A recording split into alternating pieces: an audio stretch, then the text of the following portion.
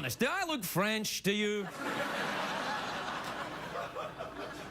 I don't, right? Because I was just thinking, somebody, you know how I'm on the Tweety box every now and again? And sometimes I go on Twitter as well. So I'm on the... So I was on the Twitter and someone tweeted me on the Twitter a clip of this show that they saw in France. It's a French talk show. And then so I looked at it and I'm like... And we took a little clip of it. Look at this, look at this. Bonsoir!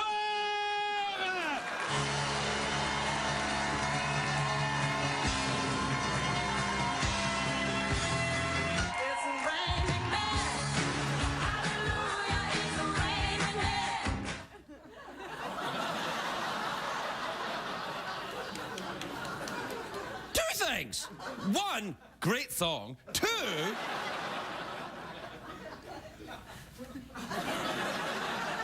and it's better lit than this. And then I'm looking at it, I think, well, it's a coincidence. Surely, there's no way. I mean, it's just he just happens to have the same puppets as me and kind of do the same thing. Let me just look at the title sequence of the show next to the title sequence of this show. And so I did. Take a look at this.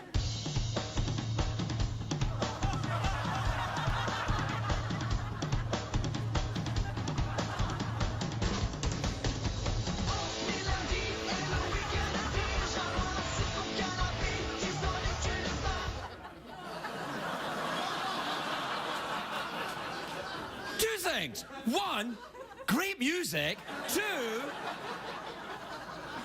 what the ooh la la?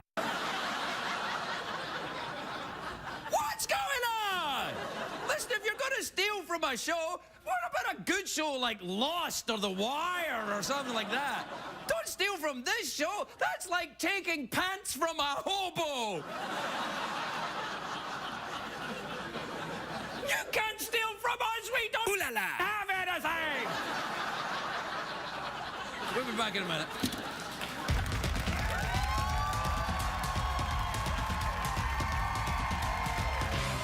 The Late Late Show with Craig Ferguson, sponsored by T-Mobile. The new T-Mobile My Touch 4G has you covered on America's largest 4G network.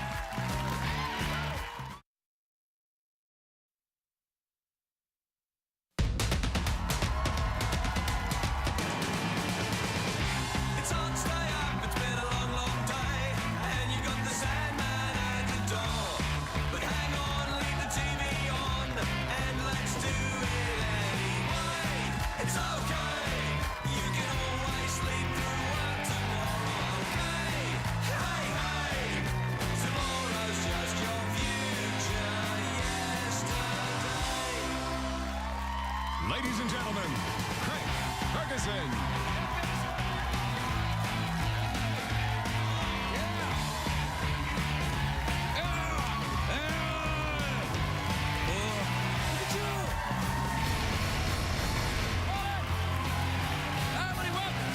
Welcome to Los Angeles, California. Welcome to the Late Late Show.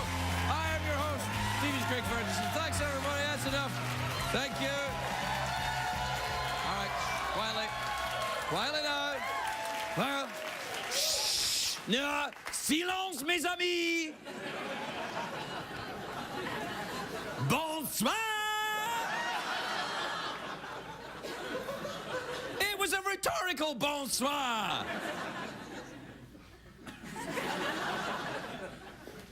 Guess what? I don't know how to say that in French. It's a great day for America, everybody.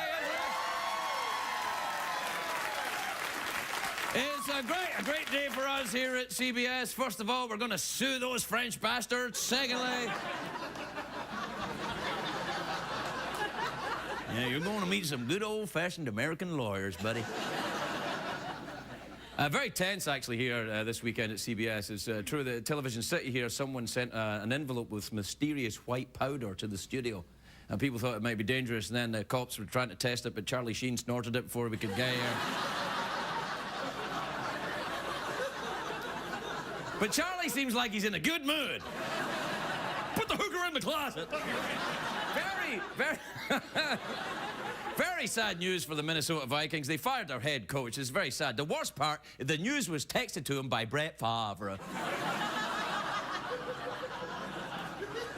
And here's something to remember me by. In your pants. In your pants. I had a great weekend this weekend. I did a couple of stand-up comedy shows in Nashville and Tennessee. I love Nashville. It's my kind of town. Wait. Don't do that. Anyway, my kind of town is Chicago. That's my kind of town, Chicago. Nashville needs its own song, like Ellie is my lady, or New York, New York. I'm writing a song. Nashville, Nashville, it's where I got my rash, Jill. Seriously, you might want to get tested.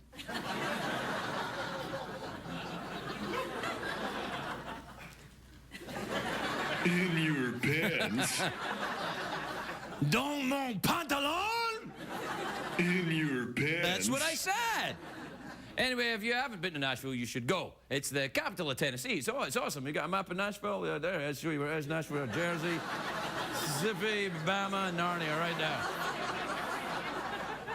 I had a blast at doing the stand-up this weekend, and when I got to the theatre, I saw this line around the block, and I'm like, yes! I knew right away I was performing next to a theatre showing the Harry Potter movie. That movie made so much money this weekend, my audience are the only people in America that didn't give a rat's ass about Harry Potter. Or, I suppose they could have seen both Harry Potter and me. You make it a double bill. First, the gay wizard with the enormous magic wand, and then Harry Potter. Love it. In your pants. In your pants. In your pants, Frenchie. In your pants. Anyway. Are you as turned on as I am? No. I'm talking about Nashville. I packed light for Nashville, just a couple of shirts and my ass-kicking boots. I made the boots myself. I won't say what I made them out of. Let's just say my house is a couple of ferrets lighter.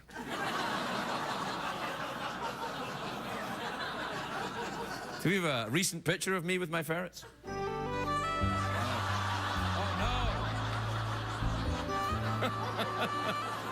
no. It's a joke, all right? It's a joke, ferret-loving, Ren Fair crazy people. It's a joke. I don't have ferrets. I'm not actually French. My penis is actually regular size. One of those is not true. Anyway, I loved Nashville. It's a very glamorous city. There was lots of high heels and fur coats and big cleavage, and you should see the women, too. The men in Nashville all wear these big, giant belt buckles, which is not something I would do, because you wear a big, giant belt buckle, everything around it kind of looks smaller.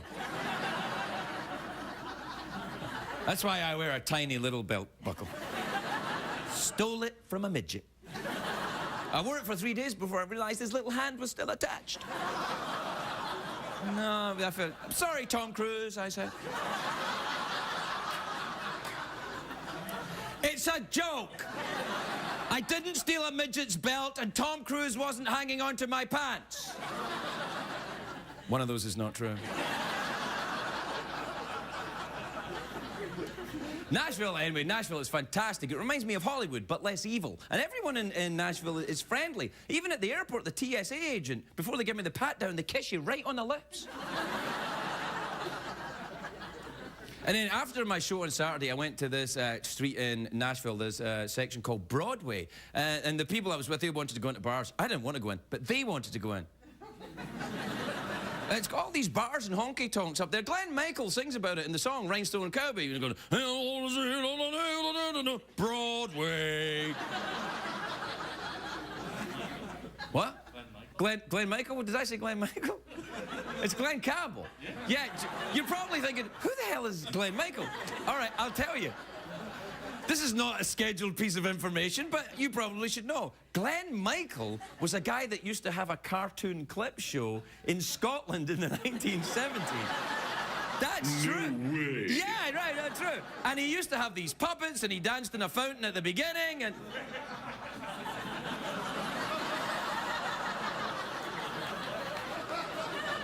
No, that part's not... Well, one of those things is not true. No, No, but Glenn Michael he was like the Elvira when I was growing up, except he wasn't a woman and didn't have boobies, and but he was the, you know, well, one of those is not true. Anyway, Glenn Campbell sang about Broadway and Rhinestone Cowboy. That's what I'm trying to get to, if you'd stop interrupting, you French bastard.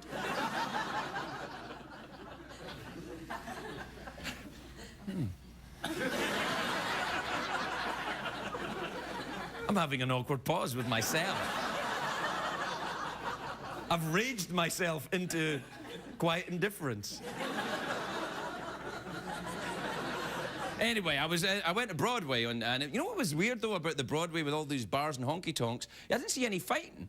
Like, people are drinking and getting drunk and running, but there's no fighting. They're listening to country music, about songs about fighting and killing and kicking on the girls and on the mud and the blood and the beer. But everyone was calm and polite. I had packed my nunchucks for nothing.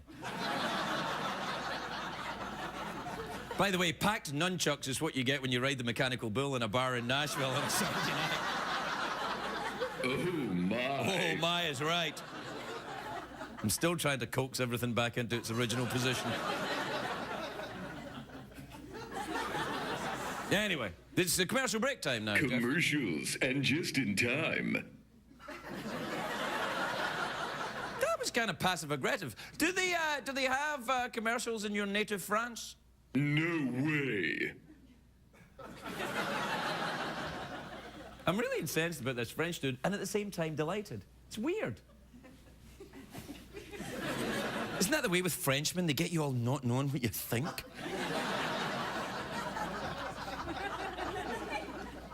Right, well, we've got to take a commercial break, and when we come back, sublime. It's a French word. Don't really know what it means.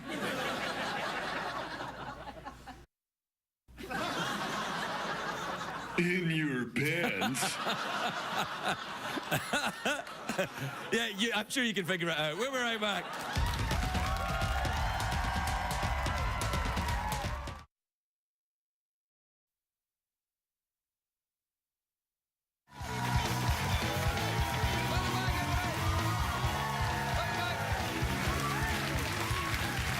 Welcome back to Le Show Française.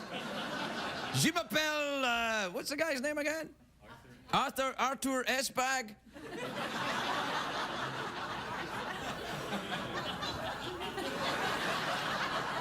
Anyway, my first guest tonight is a well-respected economist. He's an author. Actually, as I recall, he's also an attorney, isn't he?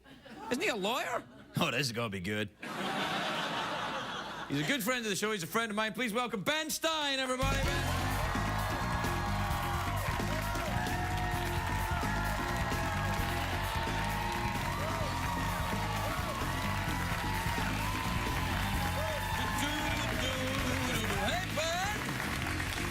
Buddy. Fine, how are you? You know, I'm okay. I'm all Comment right. ça va, monsieur? Don't speak to me in French, Ben. I'm not particularly enamored with the French right now. Well, I'm fine with most of the French. Just as one guy, I'm kind of like, really? Well, that's a clear, I saw it in the beginning. It's a clear theft. Oh, really? Is that actionable then? Could I maybe... I think it is. I mean, certainly if they did it in the United States of America, it would be actionable. Now, whether or not you can get jurisdiction of them in the U.S., I think you can, frankly, and I think What if I go in with a couple of guys, grab this guy, and we bring him back to the States to face justice? You don't need to do that. You can do that just by filing a lawsuit and having it served on them, but I'm not sure what your damages are. What would your damages be? Emotional damage. I don't feel like doing the show anymore. Well, you can get intentional and I think I got whiplash. I think I got whiplash when I saw it. I got whiplash. Yeah, I'm going to have to wear one of them neck braces. I think you could get intentional and negligent infliction of emotional distress. Yo, exactly what I was thinking. And you could also get probably violation of common law copyright. But again, unless you've been severely damaged in some ways that you're not quite right. Well, wait a minute. I'm just trying to get through the show, Ben. That is your name, isn't it, Ben? Unless you, for example, have lost a great deal of weight. I have lost a bit of weight. Look at my collar. I know. I think you have a claim. I think you have a claim. It's very upsetting. Do you know who I'm going to get? Who? The Accidentes guy. On the back of the bus, yes. Accidentes. He never loses. He never loses. houses. There are a lot of lawyers, and the ones on the back of the bus, they're the ones you want. Also the ones that are on late night TV, and also the ones on the back of the phone book. They're really, really good too. Did you ever advertise like that when you were a lawyer? Did you ever practice like that? I worked for the federal government. You worked for the government, did you? Yes, but I worked in intellectual property, so that's your area is intellectual property, and I strongly recommend you sue. There's not anything intellectual about this show, Ben. Yes, there is. It's very deep and it's very intellectual. Can I tell you a very funny story? Oh God, I wish you would. The show's falling apart. Oh, no, okay. It's a very funny show. I was flying back on Saturday from Seattle to LAX.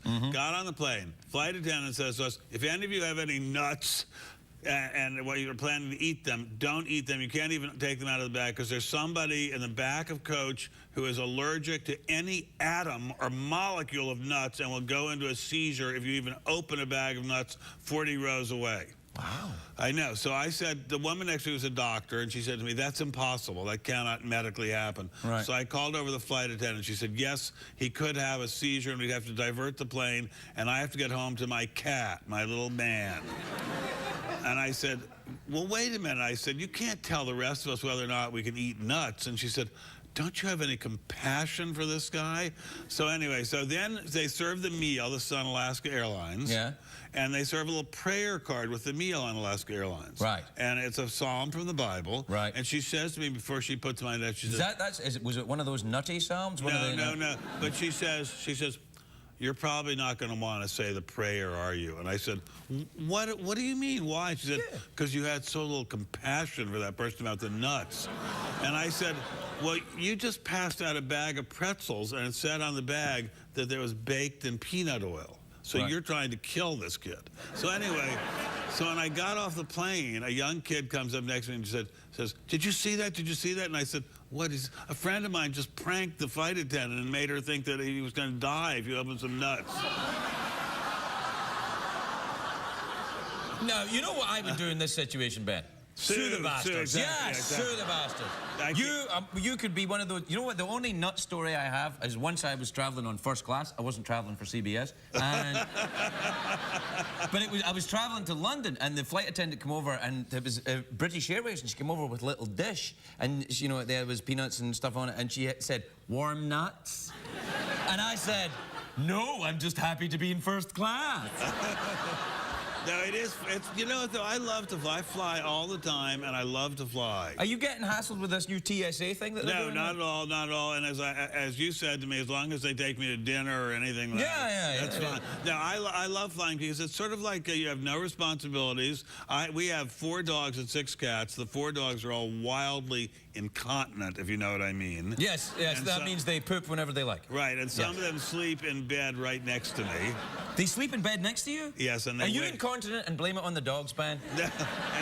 and they wake me up with their incontinence, let us say.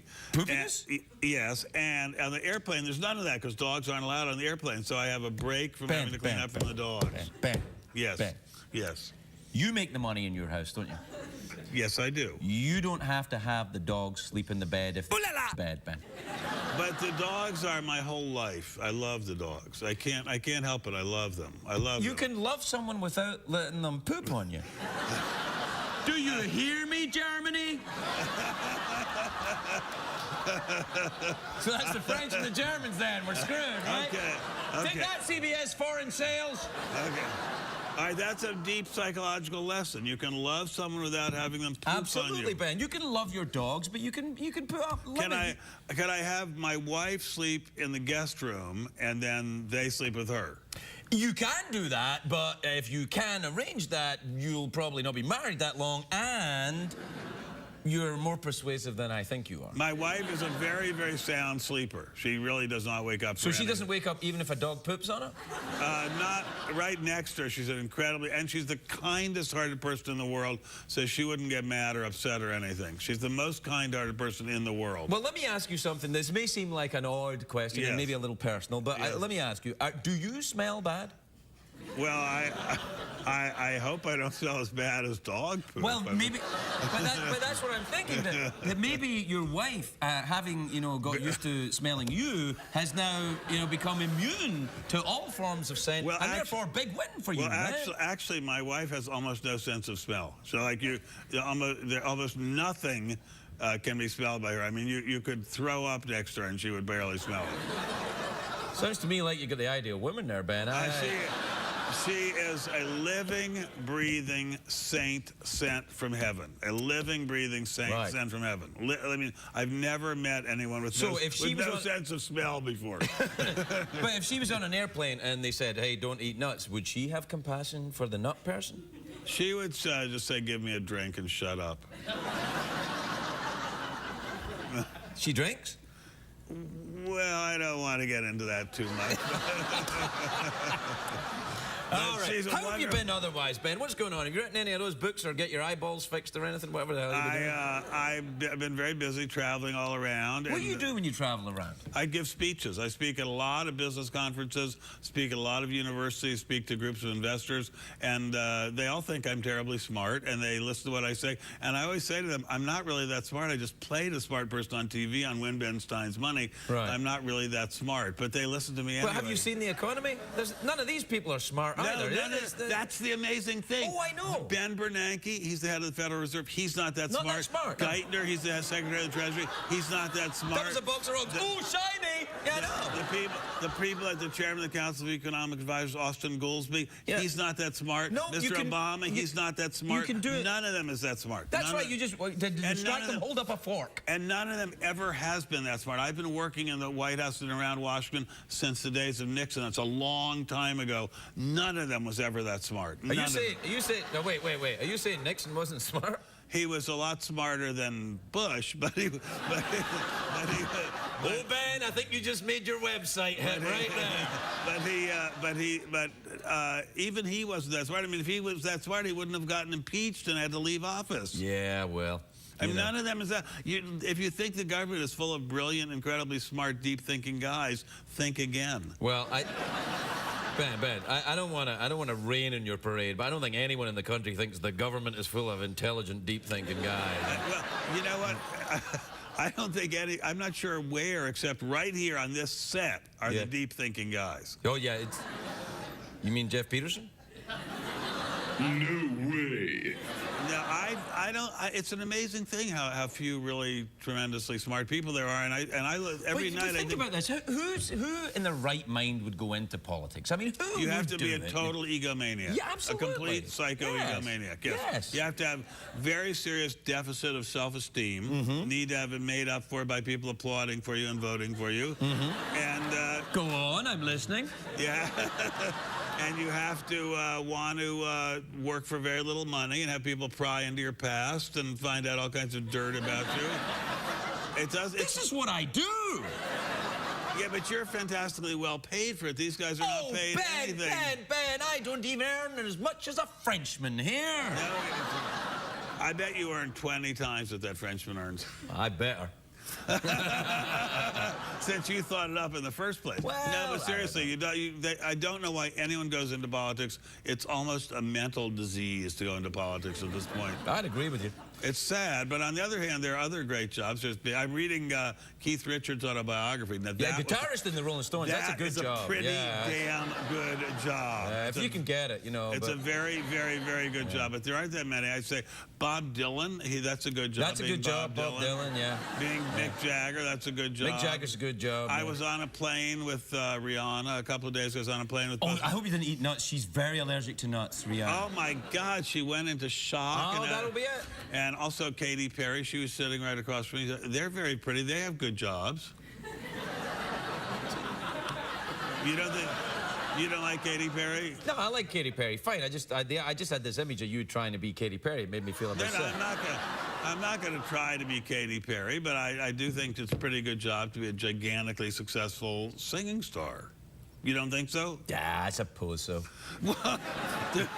To be a person, Yeah, of course, I mean, an icon, to be a Yes, cultural. That makes sense because you are an icon. You get applause, and you get paid a hell of a lot of money. You can buy Bentleys and things. But Well, what's you the could point? you could buy a Bentley and I look know, like a but rapper. But my wife would crash it. Your wife died. Don't say your wife would crash the car, Ben. She's not a great driver. She might not be able to smell. So what? She's not a great driver. Well, people who can't smell can't drive. Do you didn't know that?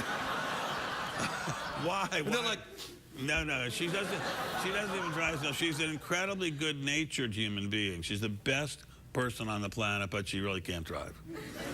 well, we're gonna leave it at that. We're out of time.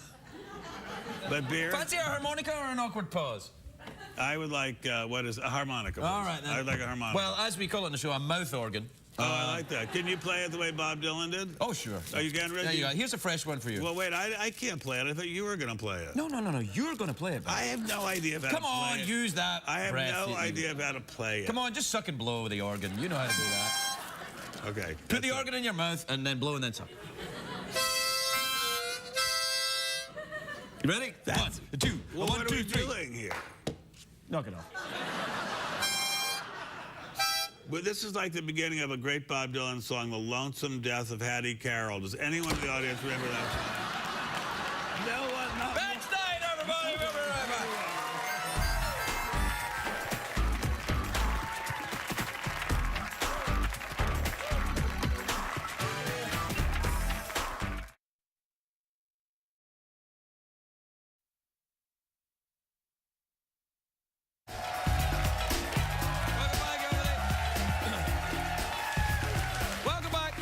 Welcome back to the Big Monday Show. My next guest is here and is a doctor. I know. I also am impressed. She stars on a show called The Doctors. It all begins to fall into place, I think you'll agree. Take a look at this. Well, we have the latest in new personal massagers, and I bet you guys don't know. You may know how this works. This is a cone personal massager. It's for clitoral stimulation. So you can do it to yourself, or you can involve a partner in on the fun. I still don't understand how it works. You can sit on it. You can back up against it on a wall. Your partner Men can use enjoy it. Whoops. I know one thing right now. I need this show.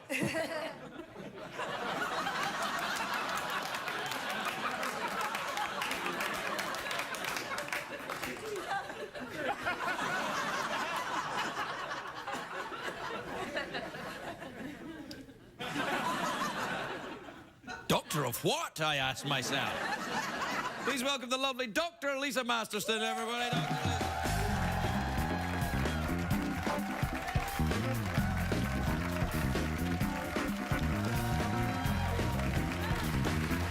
Dr. Lisa. Hello, Dr. Lisa. How are you, dear? You look sensational. Oh, thank Just you. sensational. You look fantastic. You look fantastic, too. Well, you see, you can't tell lies if you're a doctor. You're not allowed. Not at all. Are you allowed to tell lies? Can you tell patients lies? Like, oh, no, it looks just normal like everybody else's? No, you may want to lie about that personal massager, though. Kind of What is looks the like... deal with a personal massager? How is that related to doctoring? Well, because sex, it really helps a lot with decreasing your, stress, increase your immune system, help your relationships. It's actually really important. That's why we talk about it a lot. So on you're the talking about show. sex with your partner, then? Sex, well, or with yourself. Because it releases all those good endorphins, those hormones, all that good stuff. Slow down, doctor. I'm jazzed about No, this sex slow down. stuff. Okay. So what you're saying is that a personal massager is for health? You would recommend that as a something? Absolutely, because you get in touch with your You're a body. ladies' doctor, Right, aren't I'm a you? gynecologist. That's what I meant. And, Yeah, physician.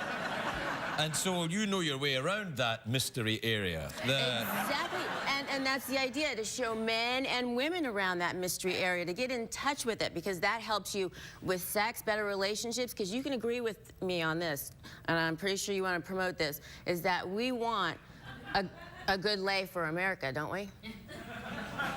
Oh, sweet. Well, I don't know for legal reasons if I agree.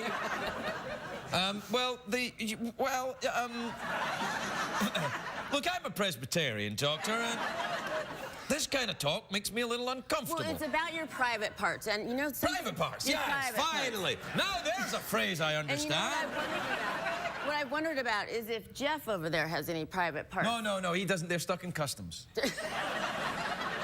So you've looked under the hood and they're back I wouldn't look somewhere. under the hood there. There's no point in, you know, rummaging around in a skeleton. Yes, Now, but if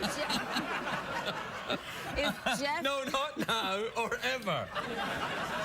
No, now listen, no, let's get back to the personal massagers then. Now, Yes. do you possess one yourself? Are you wearing one now? Well, if I had that big cone thing, I think you'd know if I that was the actual thing? I thought that was the thing to cover it. I thought that was... No, That's it? That was actually The cone? it. Yes. You're out of your mind! a cone? Yes. There wasn't even any ice cream! It vibrates. We couldn't have the batteries. A on it. vibrating cone. A vibrating cone, yes. We didn't have the batteries, so you couldn't see exactly how it worked on the TV. We also had a hummingbird thing. A hummingbird? Yeah, which was a lot more fun, I think. Well, is there any other kind of doctoring that you do? Maybe, what about flu shots? Is it time? Yes, it absolutely is. Oh, it's time for flu shots. Everybody thank needs God. flu Now, shots. should everyone get a flu shot, doctor? Absolutely everyone should get a And flu should shot. they get them in their penises or vaginas? No, you want to get the flu shot in the proper place, but it is protective for all areas. Can you get the You can flu? get flu down there? Yeah. Yes, you You can get specific areas of flu in your body? Well, they have their own types of flu. Yeah. Think about that one, because they can have congestion, runny noses in different areas.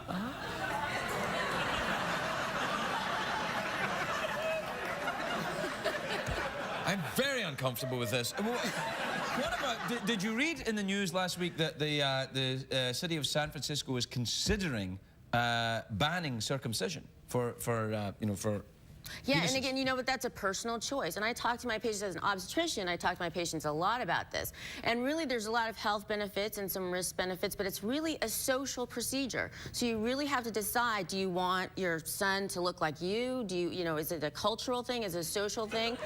It's absolutely, and there's some health benefits, more for the lady than the man, but as far as decreasing STDs and passing on to, you know, other women, and HPV, which can cause cervical cancer, so decreasing STDs and cancers, all that good stuff. But couldn't you achieve the same effect by washing your pee-pee on a regular basis? You absolutely could. And we... So we're talking, you can have this chopped off or you can wash it. Your call. Exactly. It's a tough choice there, doctor. I don't know. But it is a personal choice. No, oh boy. And you know, it may... I'm from Europe. You know what I mean, Yeah. right? Yeah. And it may decrease the injuries you have in having sex. You know, 75% of I people... don't get injured having sex. What kind of sex are we talking about? you can get Sex rug injuries? burns, you can break your penis, you can... Break your penis? You gotta be careful. You can break your penis? Yes, you can. With real vigorous sex, you know. Oh, well, no, I'm good then. But still, You know? I mean, maybe if Jeff didn't leave his penis in no, cuffs... look, just forget Jeff. I don't look... take that. You really can break your penis? Yes, you can, because you can break the ligament. And what would be the treatment for that? Well, you have to go to a doctor. And Yeah, yes, I know a doctor. absolutely. I wouldn't like, oh, my penis is broken. Oh, I'll get to it. Yeah. I mean, of course I'd go down there. I'd be like, Well, then get me to a doctor. My penis is broken. you can't use it for a while. You have to take a penis That's it. vacation. Just rest. Just a Yes. penis vacation. That's right. Have you ever seen that movie, Penis Vacation? There's a personal massager in that. His name is Raoul. Doctor, I feel that I know more about the human body than I used to. Yes. Well, that's Maybe the I even idea. care to, actually. That's the idea, to get you more in touch with your body. You know, there's body mapping, so you can find out where all your hot buttons are. I don't know if I explained this to you. I'm a Presbyterian. We don't have hot buttons. We have shelving. Shelving. We used to have shelving on our body where certain areas where you can leave things. It's always on a penis vacation. Yeah. Well, no, it's not always on a penis vacation. But you have a mouth organ. Oh, yes, I see what you mean, yeah. Care to, Oh, yeah. You're probably pretty good at this. There you go. I can't get it out. There's the guys in the audience going, yeah! Grow up! How do you do this? I was thinking it, though. All right.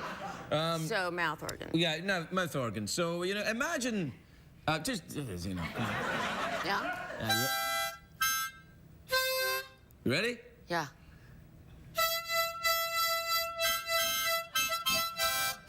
It's Jingle Bells, everybody! Dr. Lisa Masterson, everybody! We're right back.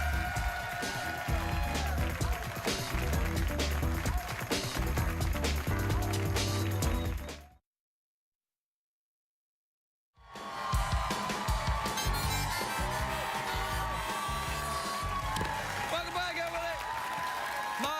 My next guests are an African and European trio. They're here to perform Julia from their debut album, Warm Heart of Africa. Please welcome the very best, everybody, the very best.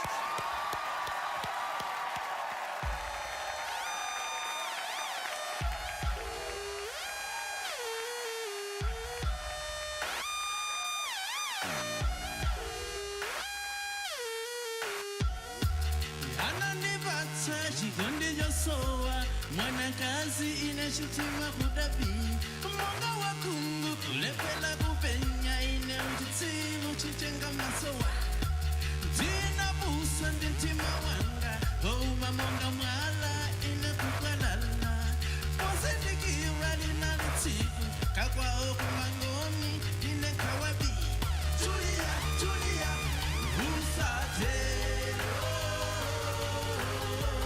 Julia, Julia,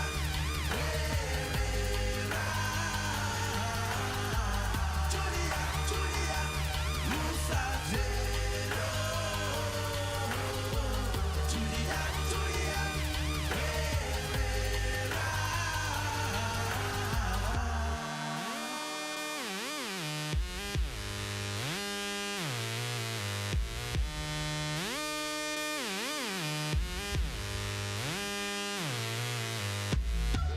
Tikakona, timangolota, kuti mwina iye yatikweranso.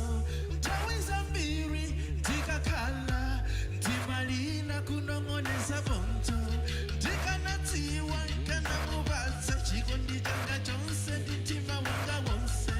Nkanamubatsa moyo wanga, bwezi ndithu mpaka lero tikanali limodzi. Julia, Julia, usatero. Julia, Julia,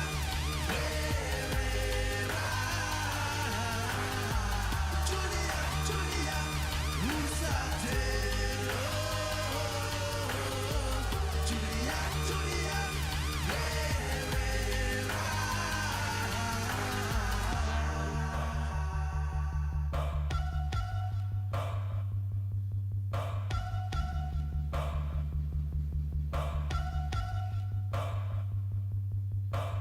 ambiri fetika pesa chikondi timatairira timaiwalansa kuti tatengo wapatali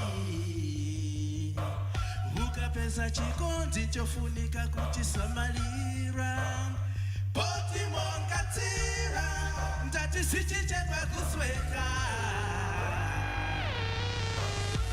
Julia, Julia, usatero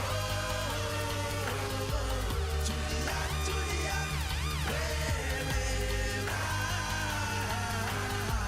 Julia, Julia, usatero Julia, Julia,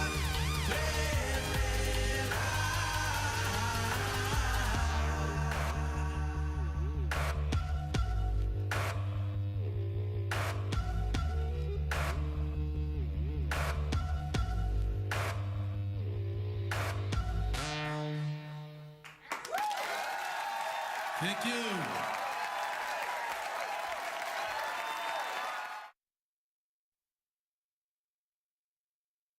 If you're going to be in the Los Angeles area and would like to attend a taping of The Late Late Show with Craig Ferguson, please call 323-570-0059 or visit oneiota.com. What did we learn on the show tonight, Craig?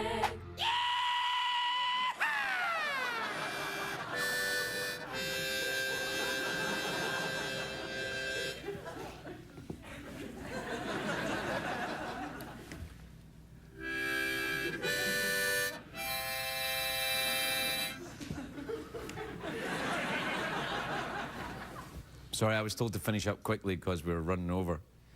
And yet, I can't do it. Why? Because I'm a jerk. But I'm an American jerk. Good night, everybody.